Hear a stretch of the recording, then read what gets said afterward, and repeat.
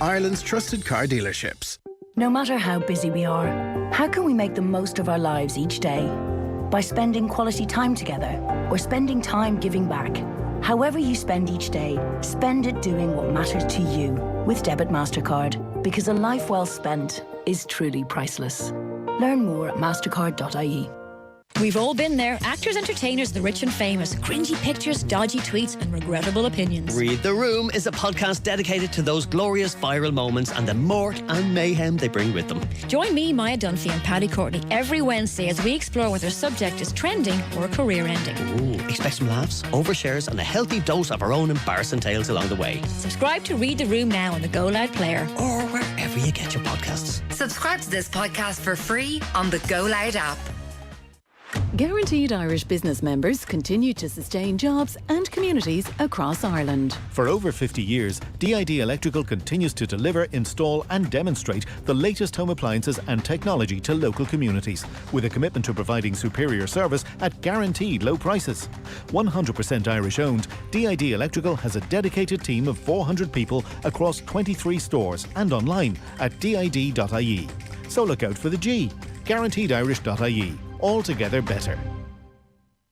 Would you like to further your education without the need to attend on campus? Atlantic Technological University Sligo are now making education accessible through the Higher Education for All initiative.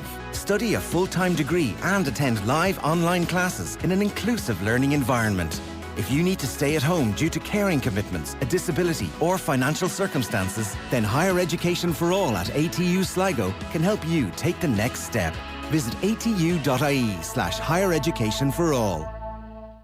Getting value on your shopping has never been more important. That's why at Super Value we have low prices like burger buns only €1.05, coleslaw only €1, choc and nut ice cream cones 4-pack only €1.19. And get new weekly money off vouchers on the Real Rewards app. For low prices that compete with anyone, it's got to be Super Value. Off the ball. This is News Talk. And almost for once winning it back deep inside the Scottish half. Molloy challenges McGregor. Brown comes in. He goes to ground under the tackle of Christie. And well, Steve Clark may have a decision to make as Ireland win it back. Molloy has it again. Obafemi from distance. Oh! Michael Obafemi! Oh! One of the great Irish goals. 30 yards out. First time. Smashed into the top of the Scottish net. Republic of Ireland 3. Scotland 0. Michael Obafemi with a wonder goal. Yeah, that'll do it. Michael Obafemi with an amazing strike. Nathan Murphy and Stu Byrne commentary for us yesterday here on Off the Ball. Michael Obafemi, as you might imagine, was pretty happy post-match. He caught up with Nathan and was talking about his goal, amongst other things. Yeah, I mean, obviously, got the win, got a goal and assist. I feel like the fans are happy. I'm happy, the team's happy, so yeah, that's the main thing. I've been coming here for, I think, 13 years since the stadium first opened. That's the best goal that's ever been scored in the stadium. Really? Oh, I think so. I don't mind it. I'll take that. Talk us through it. Obviously, Troy played me the ball, just thought I'd open up and just give it a go, do you know what I mean? And thankfully it went in, little chicken dipper, but yeah, it was good. Is that the sort of goal you score every day in training? Nah, I wouldn't say so, but to be fair, I did hit a similar one in training during the week, so I kind of knew it was coming. Yeah, a little chicken dipper, little swerver, little rocket, whatever you want to call it. So Obafemi with an amazing strike and an amazing performance, it must be said. Stephen Kenny was asked then if this was the best win, the best performance of his tenure. I'd really thought about that, but you know, it was the players are terrific. You know, I suppose the situation was that we went into this game after having, you know, real setbacks this week, having lost the game. So, and we ended up conceding. You know, not really conceding any chances in the previous two games, but today we did concede a couple of chances, and Scotland didn't take them. And we took ours, we capitalised on ours, and I think that was important. And once we got the first goal, the crowd really got behind us, and they really inspired the players, and the players fed off the energy of that and scored two, and could have had more, but scored another two. But you know, any sort of victory over Scotland was a big win, because they've been a terrific team over the last couple of years since Steve Clarke was appointed. So we're just pleased to get the win. Yeah, and it ticks a lot of boxes for Stephen Kenny. For Ireland, the first competitive home win since June 2019, which is hard to believe. And it's the biggest win over a team ranked above Ireland since 1989, and just a first win against a team ranked above Ireland since that Bosnia game in 2015. So for Stephen Kenny, it eases the pressure that was building this week and the scrutiny which was building this week. Certainly, David Sneyd was at the Aviva Stadium, is with us now. Hi, David. How's it going, Joe? Afternoon. So that was much needed, to say the least. Give us your overall take on the Irish performance then. Yeah, the first thing that came to my mind was I was thinking that Michael Obafemi, he might have had like a happy meal on his mind, because when he was describing his link-up play for Troy Parrott, he said he wanted to put it on his nugget. So between that and the chicken dippers, so we that kind of gives a bit of food for thought, I suppose. But it was a strange one. I don't know, like it felt a bit strange in the sense that up until the first goal, I thought Ireland seemed a bit nervy. Like they made reference to the fact that they gave away that chance for John McGinn from the goal kick when Shane Duffy tried to play it out, and John McGinn should have scored. And then even then, just before the second goal, which again led to the goal kick, which Ireland then got that second goal from, again, carbon copy of it, and they gave it away again. And it felt as if at that point that it looked as if it was going to be a bit of a nervy game, a bit of a scrappy game. And then just in the build-up, I just looked back at it this morning, just to kind of get a sense of it. But in the build-up to the first goal, and I thought obviously the first goal comes from a set piece, but considering that they had been under a bit of pressure in terms of that early pressure from Scotland and giving the ball away, the goal comes from Ireland keeping the ball, moving the ball quickly, and not just going along with it and then working it wide. And then McLean, which was a factor of the game for the whole game, either set pieces or in free play, his delivery was spot on. And Scotland, I think it might have been Hanley, just got a little glancing header that took it away from Obafemi, which led to the corner. But that kind of, I think that part in the play kind of, I think, spoke well to the team in terms of they didn't. I was thinking this could get nervy, this could get very scrappy, and Scotland could maybe sense a bit of blood, similar to what Armenia did, especially in the second half, where Armenia were basically just were able to shape up against Ireland and control the game by just defending really well. And I thought maybe Scotland were going to have the capability to do that, but then the goals came at crucial moments, and it was just it felt like a really dominant display then after that in terms of how Ireland played. And like you referenced it there, talking about that Bosnia game, but even going back to that, like in that Bosnia game, I remember being there covering it, like Ireland dominated that game, just how they played, you know what I mean? And this felt like the first time in a while that's how Ireland, that they did it. And they did it just by having a fair bit of aggression about their play, which I think Jason Molumby summed up, you know? Completely. It was Molumby in there was a totally different energy about Ireland, totally different level of aggression. And sometimes you wonder if we're so fixated on playing good football, quote unquote, that we forget how good we are when it comes to making life a bit more miserable for the opposition. And too often Stephen Kenny's teams have maybe been so focused on doing, quote unquote, again, the right things and playing progressive football that they've forgotten the value of what Molumby brought to the team. And to be fair, what all of them brought to the team, there was a different energy about the whole side. Yeah, absolutely. And even with Molumby, like I kind of made a bit of a reference to it just in my own preview stuff to it. Like he could have been out of the team for the last little while, but I was surprised that he maybe hadn't got a bit more of a look in the previous two games, purely because he's been playing regular football for West Brom. And like when he got his new contract, when he got his contract was made permanent there at West Brom, obviously he signed, he had been on loan from Brighton, and like speaking to people at West Brom about him, like the attitude that he has, like they literally have to send him home from training, that he's just constantly on lads, and he has that mentality around the place, even, and that was as a lone player, and he's the same character in around that Ireland team.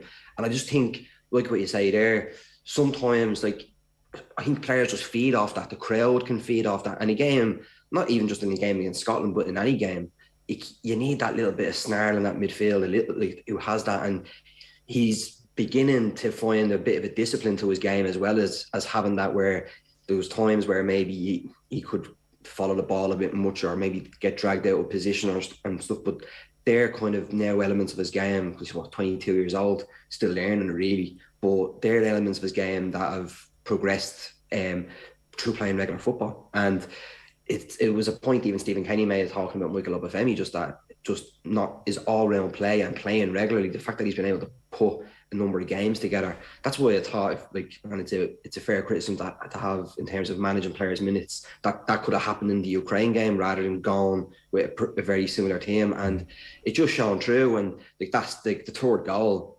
The third goal just summed that up, even in terms of Alan Brown anticipating the breaking ball and coming in from that kind of, he was around the halfway line, but coming into that position and getting stuck into a tackle. Then Billy Gilmore shoves Alan Brown off the ball, and it was almost as if Jason Maloney was offended that his mate got bullied off the ball, and he smashed, not even so much smashes him, but again, he anticipates where the ball has got, where it's going to go. And he doesn't have to foul, because he's already read where the ball could break, and he can get in for the tackle. And then the goal then obviously is just sensational that comes from that. But it just kind of had that sense in the ground. That's where Ireland were able to have that control, because Scotland players getting booed off the pitch by their fans. And the journalists in the press conference afterwards asking Steve Clark questions about their team and the manner of that performance. But I think that owed as much as anything to just the intensity levels that Ireland brought to it, because I think Scotland had more of the ball.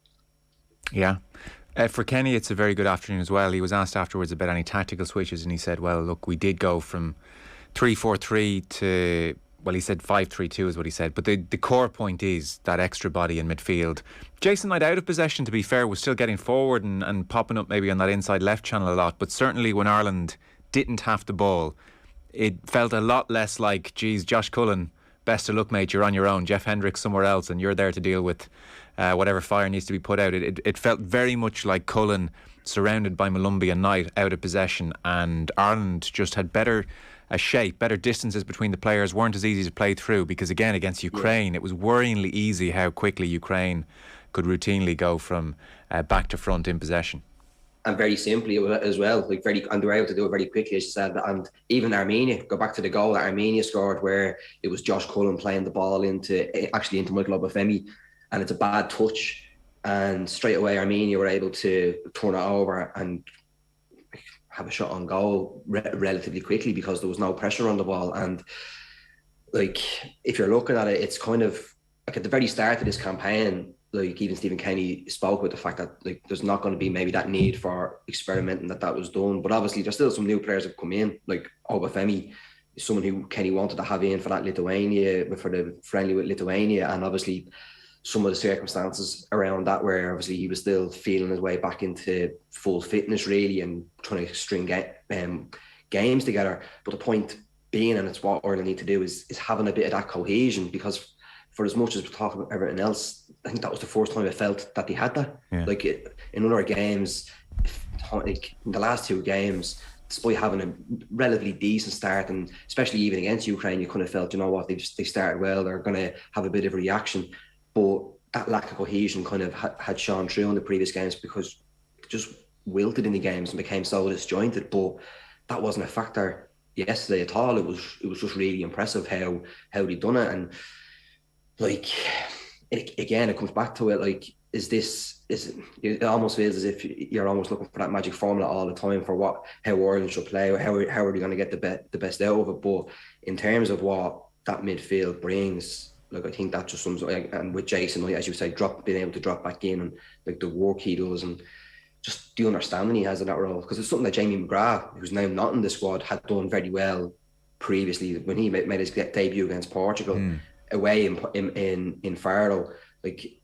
That performance was brilliant from him, because that's what he was doing. And I think that's definitely in that position where Ireland have it. That's the kind of player that Ireland need, in terms of someone who can maybe link up a little bit with, if it's going to be a front two, and then drop back in, because it's clear that they're just not good enough to not be able to have that extra bit of support in there. Totally. And Josh Cullen brings a lot of things, and I'd be a big fan of Cullen, but he doesn't get across the ground super quickly and put players under pressure. Hendricks similarly. And so you do, Molumby was a big addition in that respect. Now, Hendricks been very, very good for Ireland, so you'd be low to just say, well, that's him done. But certainly with Molumby in there snapping at people, and with Knight in there as an extra body, a bit like you, I'm wary of saying, oh, we found the formula, because the same formula is not going to work against different opposition. And Armenia pose a very different challenge to Ukraine and to Scotland. So, like, the management will have to keep evolving things as the challenge requires. But certainly that sense of midfield having a bit more bite in it and a bit more mobility and that extra body in there,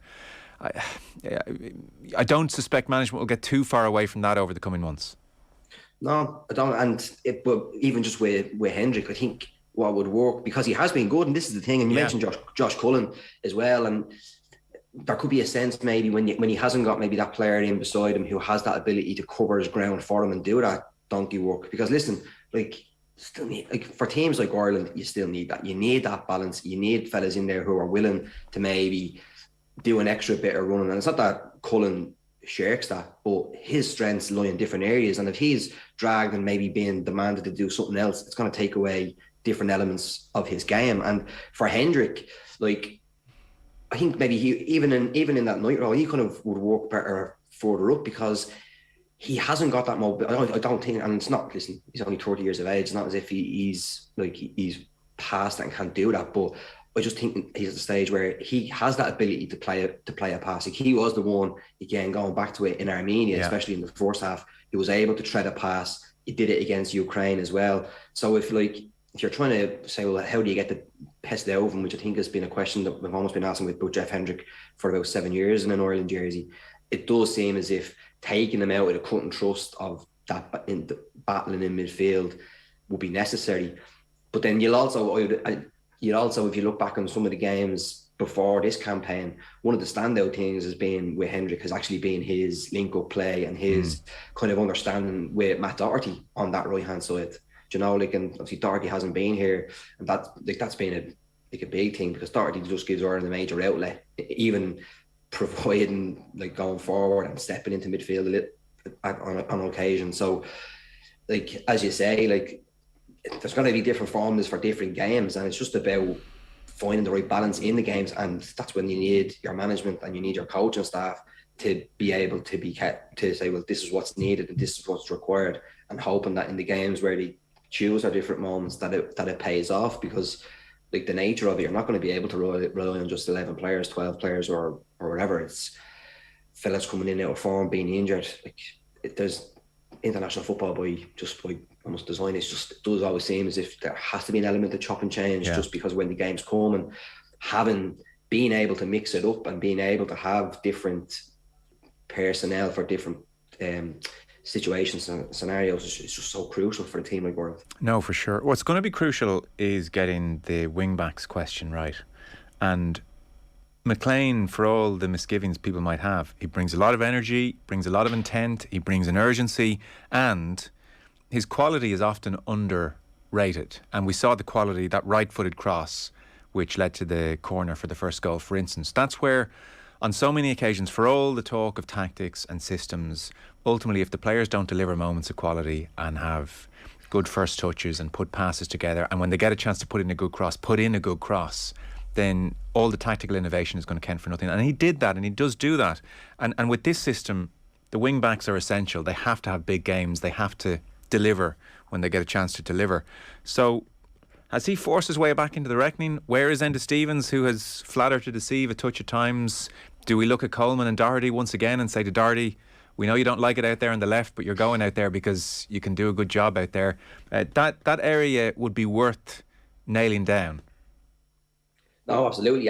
But in terms of just on the left-hand side, McLean, absolutely, I would say, in terms of more so the quality that he brought yesterday. And it was quite telling, the fact that in the previous two games, Josh Cullen was on all the set pieces effectively, whereas McLean was the one who took over that. And as I mentioned at the start, he was the one who put that really good cross when he came in, just that led to the corner for the first goal. And the Stevens is a tricky one, because it's tough for him. He's just been plagued by injury the last little while. He got in there and he's played for a little bit of Sheffield United, but he's had really bad time of it with injury. But he is a player who Stephen Kenny really likes, and on his day, he can be a really effective player in that position, because it's a role that doesn't require any real thought for him, because he's done it for so long. But again, what we're coming back to, and we're talking about, say, bringing that maybe just a bit of an edge. McLean does bring that, but again, it's just going to be tempering it a little bit, because especially in a window like this, the squad is key, because obviously the 4 games in 10 days.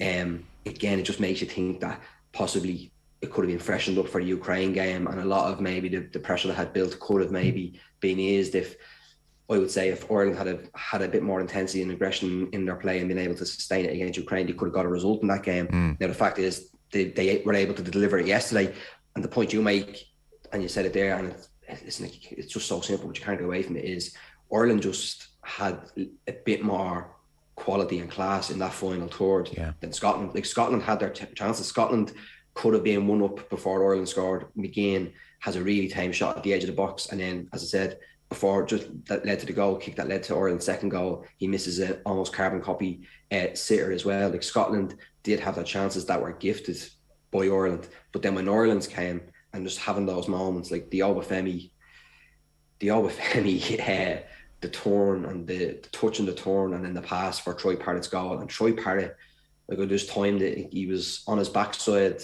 of having won the header or won the kind of knockdown for Obafemi, and then 6 seconds later he's putting the ball in the net, not even that, because he has that bit of intent. He's not just lays it off and he takes a bit of time to get up. He kind of had that urgency, kind of felt as if maybe he had that little bit of bit of a kick up the backside himself, having been dropped, because maybe not having the best of games out in Armenia. And it's just what Ireland provided. It was just, again, something that hadn't been there even in previous games, was proper runners into the box as well for that goal, like an option. And just like you saw it, like the Scottish defender, I think it was the right wing back, was it Ralston? He just, like, Parrott blitzed by him, and he's obviously trying to, he's kind of passing them on. He's trying to give information, but by the time he's doing it, the centre back, which again was Hanley, the ball's over his head. Like, when you're playing just in front of the lads and giving them the time to just get set, it's easy to defend against. But when you have those, sometimes like a runner into the box, it just provides a threat. And that coming back into the wing back section, I'll talking about that's where that's important as well, because you can get at lads that get at teams that way and get into spaces that way. And they hadn't done it in the previous games, and they kind of did it yesterday, which was quite good. Totally agree. The lack of runners against Armenia, who admittedly were deep, so it's harder, but against Ukraine as well, there were no runners in behind against Ukraine. And you're thinking, how easy is this for the opposition? And any team in the world would find that Obafemi, Troy Parrott goal difficult to defend. That is nightmare stuff. It's a brilliantly timed run in behind, and it was interesting. I presume you watched it back then, the RTE coverage. Ray Houghton, a few times in advance of the Parrott goal, did say if there was one complaint about Parrott, he wants to come short all the time. And it's because he's such a good player, and it's like, give me a touch, I want a touch, I just want to be involved in the game. And you kind of have to allow players like that who like being involved, get involved. But that just showed the value of a run in behind. And I hadn't seen Obafemi deliver a pass like that before. The vision, the quality of it, trajectory of it was just amazing. Like, the third goal is the eye-catching one. It's the one that'll be used first on the highlights montage the next time. But in some respects, that second goal from two players aged 21 or under, that's the one that would give everyone the most satisfaction, because that really was quality. That's the thing. Like, the second goal, like, when's the last time you saw an Ireland team score a goal like that? Yeah. And also, it's not, we talked about formulas earlier, it's not as if that's going to be it all the time, that it's going to be so simple, but it just shows that there is that capability there to be able to split a defence open like that and have that option. And again, when teams are looking now at how do you play against Ireland, it just gives them something else to be a bit wary of, if depending on who's obviously on the pitch, because you have to be able to just mix the game up. And like, Obafemi spoke about it after, talking about it's something that he's worked on this season in terms of not just being that player in the box who scores goals and runs in behind, and trying to become a more all-rounded player. Stephen Kenny, I think it was around the squad announcement, actually had said that he'd been to see Obafemi numerous times, because obviously there was the whole issue as well with the last squad where he didn't come in and he didn't want to go to the 21s, and Kenny went over and spoke to him and seen him and has watched him play, and he even said he was seeing this kind of development in his game and his game evolving, and it's promising. And for someone even like this situation, it's like this even situation with Obafemi, how it's been handled, I think it's just been really good. And tell him, because very easily like a different kind of, maybe a personality could say, well, do you know what, you didn't want to be called up for the last camp because you felt your body wasn't right for it, but we're not calling you up now. Do you know what I mean? Like that, it could have easily been, right, well, see how you do, we'll move on. But I think Kenny kind of had that bit of pragmatism about him and realised he needs this kind of player, do you know? And I think it's been justified. And even Obafemi, you seen with his interviews, just spoke to someone about him last night, just around the camp, just like they love him in there. Very likeable, very likeable. Just like, and because, and you know what as well, and it's been something that's been said about him already in his career, because you forget, like, he was a Premier League player when he was 18, and he's had really bad injuries with his hamstrings. He's had to kind of work on his body, which I think is something that's been understood by this management team with Ireland, that when it wasn't a case of a player maybe chucking in and not being bothered turning up for a friendly, they kind of realised this was a young lad who had the ability and the talent to be a Premier League player at 18 years of age, has had really bad problems with his hamstrings and his body, and wanted to get himself right because he was beginning to actually find that bit of consistency at club level. And it's paid off, you know, like how it's been managed. I think Stephen Kenny and staff in Ireland deserve a bit of a pat on the back for that, in terms of kind of understanding where Obafemi was coming at, and he's just slotted in. It seems to have slotted in around the squad as if he's been there all his life. David Sneyd, thanks so much. No bother at all. Take care. Cheers. The thoughts there, David Sneyd, at the game yesterday. Our football coverage is brought to you by Sky. All the football you love in one place across Sky Sports, BT Sport and Premier Sports. Will be at Porky Queeve in just a moment with Larry Tompkins. FBD Insurance knows this sound spells trouble for van drivers. But if you're an existing FBD customer, you'll get 15% off a new van insurance policy. It's how we're keeping you and your van on the road. Visit fbd.ie or contact your local branch. FBD Insurance. Support. It's what we do. Terms and conditions apply. 15% discount available on new commercial motor policies only when an existing FBD farm, business, car or home policy is in place. FBD Insurance Group Limited, trading as FBD Insurance, is regulated by the Central Bank of Ireland. Commercial motor insurance is underwritten by FBD Insurance plc. Guaranteed Irish business members continue to sustain jobs and communities across Ireland. Peninsula understands the needs of small businesses across Ireland. In our offices in Dublin and Cork, we have HR and health and safety advisors available on our 24-hour advice line, and bespoke documentation teams to keep your business ahead of evolving legislation. To worry less and succeed more, get Peninsula covered. Visit peninsula-ie.com. So look out for businesses that carry the G. GuaranteedIrish.ie. Altogether better. Behind many roads and hills, in a land far, far away, there was a car with golden handles. We don't tell stories. We make the Dacia Sandero. Reliable, flexible and great value for money. Now with attractive design, plenty of space, the latest technology and advanced safety features. Winner of the Irish Compact Car of the Year in the 2022 Car of the Year Awards. Discover the Dacia Sandero. Dacia. Good thinking. Galvin Tullamore. Destination menswear store since 1949. Galvin Tullamore. It's time